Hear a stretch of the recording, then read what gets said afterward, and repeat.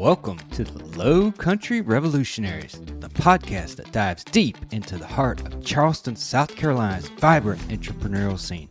I'm your host, Bill Bellott, founder of Veritas Exoscience, and each week we're spotlighting the boldest innovators from the Chucktown startup community. These are the visionaries pouring their heart and soul into the businesses that are transferring Charleston into a global hub of creativity and American ingenuity.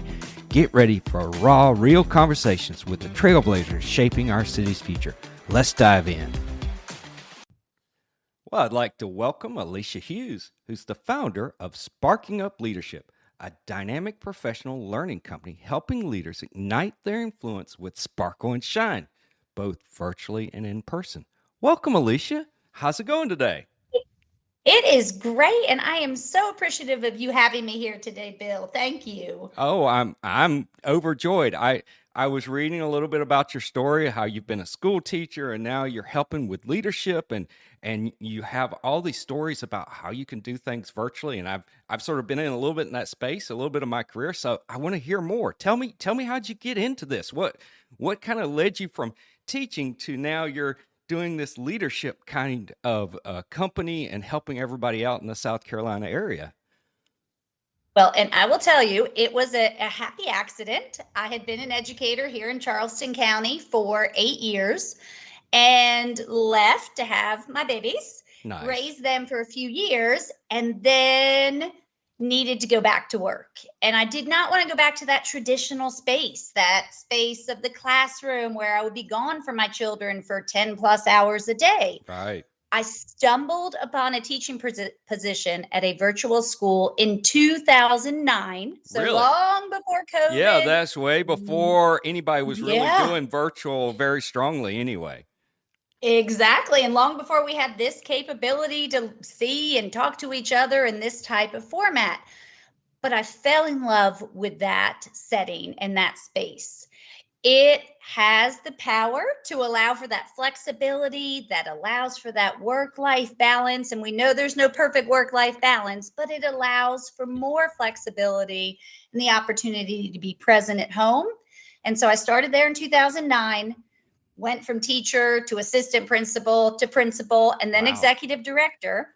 And after all those years there, and then COVID coming on and watching people not understand the power of this space, I decided to start my own company. And so I have been doing this about a year and a half, helping mostly schools in the virtual space with their leadership and their practices, but it has transcended into other organizations that need help in this world. Yeah, and I can feel exactly what you're saying, because there's so many places, especially schools, that need help with this, because I remember when we went through the pandemic and first started, the school system we were in, they shifted overnight to virtual because they had to, and it was a train wreck. I mean, just the everything from cultural things to technology things. The technology was maybe, even though there was difficulty, the easiest part in a crazy way, right? Exactly. Everyone, not everyone, most people know how to use the tools, the basic tools, right? They know how to click on a Zoom link. They know how to send an email. But those culture things are what people struggle with. And so that's where I come in to help. These are ways that you can connect across distances. These are the ways you can build community when you don't see people every day. So that's where my company focuses. That's awesome. Yeah, I had a weird situation when I just transitioned. I was living in Washington, D.C. I just transitioned from a contractor into a federal employee. And my home organization was here in Charleston, believe it or not. It was the Navy, but I was up in D.C. And I had to turn my badge in. I was working at Homeland Security, had to turn my badge in and then get a new badge. Well, the process to get a new badge was more than a month long. And so I couldn't get back into my building. And so I'm going to stop because this is about you, not me. But I had to work across the street in a coffee shop for about a month, if not longer. Thank goodness. Yeah, so I had my laptop, I got on the Wi-Fi, and, and so it's, I totally get this. It's like sometimes you get forced in these situations, and how do you Mhm. adapt? And so Yes. how do you what are some of the things you do with people? Is it like I know a little bit about coaching. Is it like coaching people to kind of figure out how to use this best? Or is it also like, hey, what are you doing and what can we shift to make it work better for you? Or is it all of those things? Tell me more. It is all of those things. What I typically do is I'll meet with the leader and I'll just listen and I'll Mm, ask what their struggles are. Where are you finding challenges? And I will say this, Bill, the majority of the time, it is engagement. I mm, don't know how to inspire my team. I don't know how to ensure my team is working effectively and efficiently. I don't know how to build relationships amongst my staff who I don't see very often. And so I listen and then we come up with a plan. How can we add some sparkle, some shine, some happiness, some joy into the space so it isn't just let me answer my emails, let me do these tasks in isolation. How can we create a culture for your organization? yeah, Yeah, that. I would say though it is mostly coaching. Although with the school I'm working with now, I'm helping them plan their back to school meeting. Mm, And so there's a lot of, team time with the team, and we're looking at different projects and how should we do this and helping them create a plan so their back to school starts off in the best way possible. yeah, I mean, I worked my last job. I was an executive director for this center of excellence, and my last job was all virtual.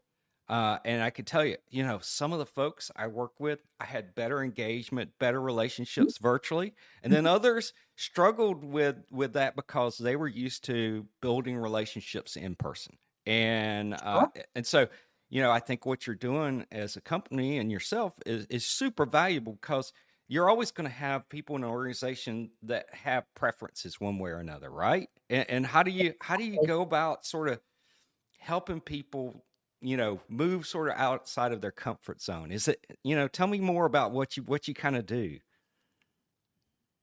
I would say that is you just hit the nail right on the head there. There are so many who work in a virtual space who love that isolation, right? Mm. They love being able to stay behind the camera, keep their camera off, or, ignore an email that comes Right. through.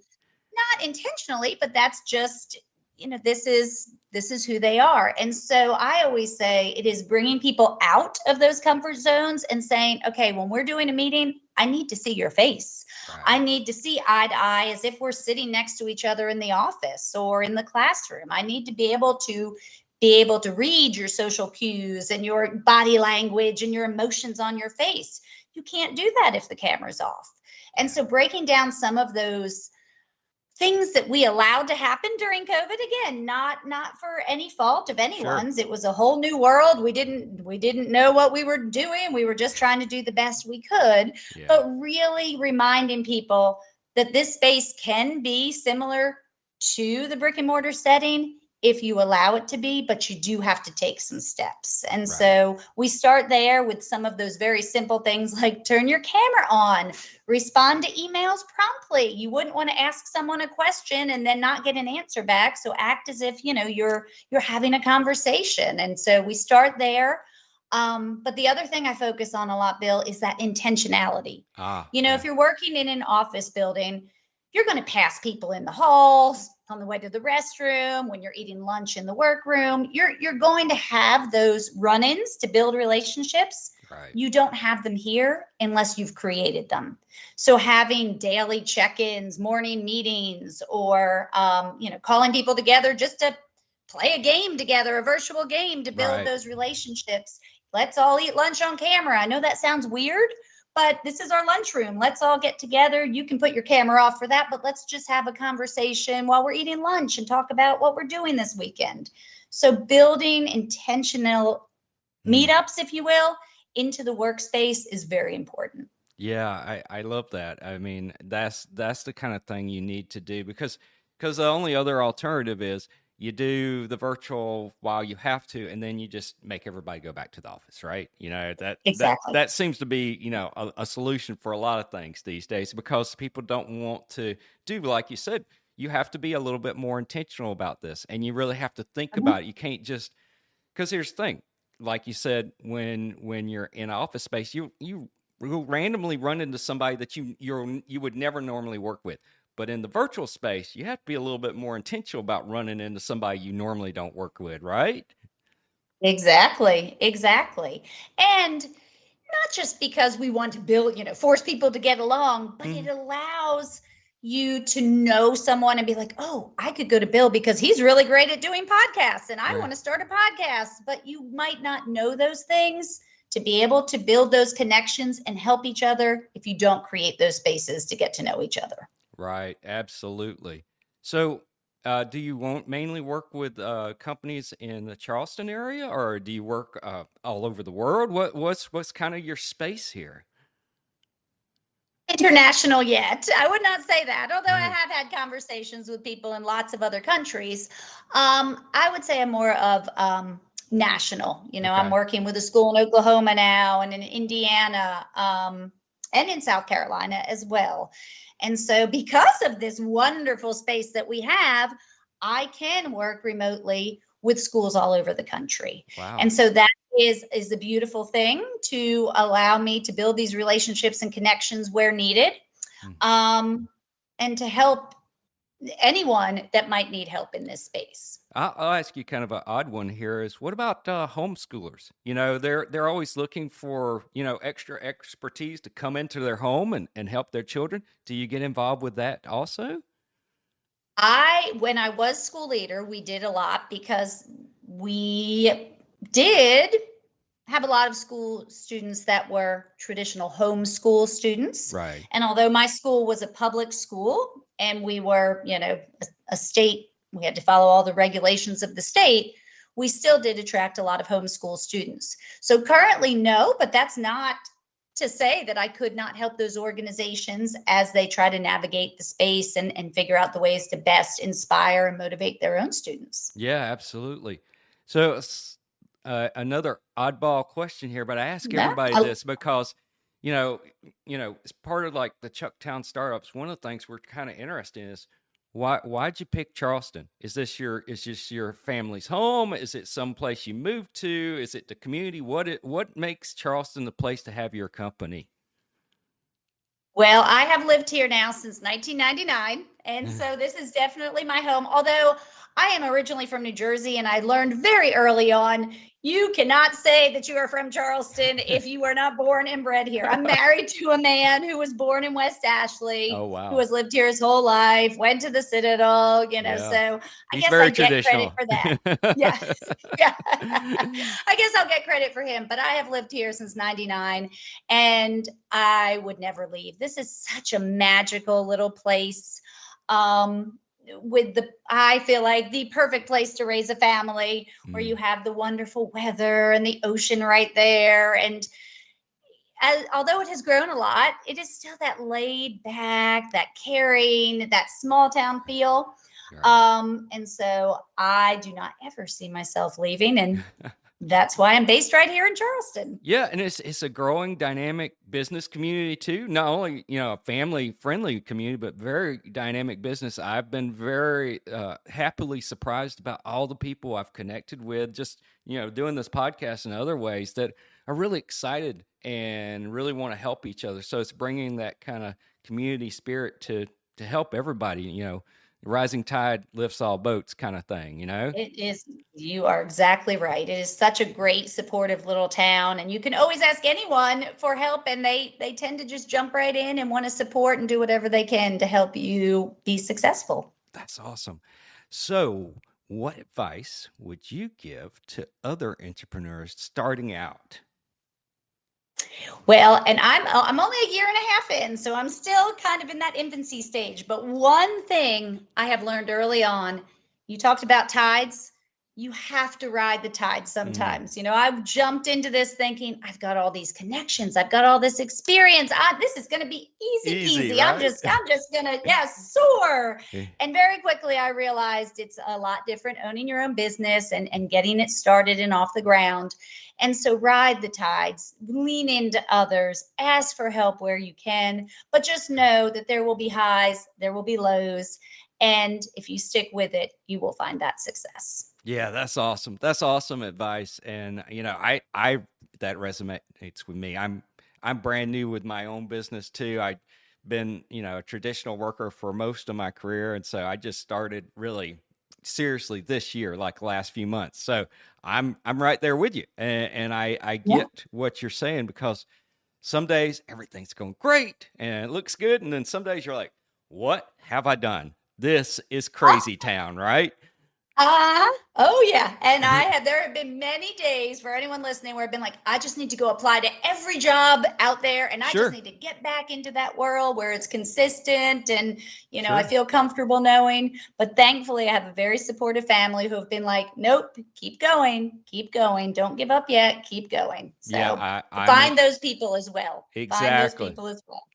Yeah, I've been very lucky too. My family's very much like that. Keep going. You're doing great stuff. I'm like, really? Yeah. I'm not so sure about really? that. No one's answering my emails, but thanks for pushing me forward.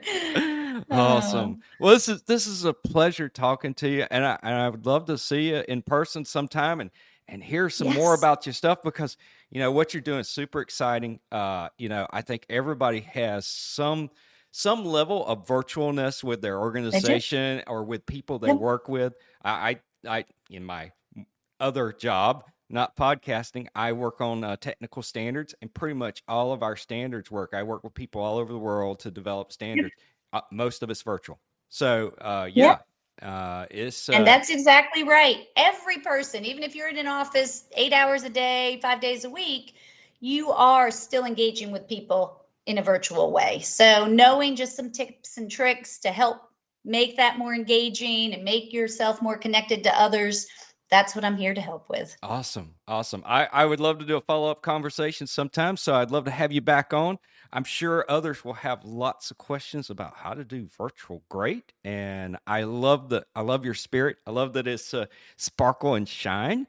And you certainly bring that, and I think that's what people need is a little bit of a positive attitude about how to do these things. So thank you so much for what you're doing. I wish you the very best. So thank you. Thank you. All right. Well, thank you for having me. It's been a pleasure. That's a wrap for this episode of the Lowcountry Revolutionaries. Thanks for joining us as we celebrate the fearless entrepreneurs making wave in Charleston's Chucktown Startups community. I'm Bill Bellot, and it's been an honor to share these inspiring stories with you. If you enjoyed this episode, subscribe, leave a review, and share it with someone who needs a spark of Lowcountry innovation. Until next time, keep pushing the boundaries of what's possible.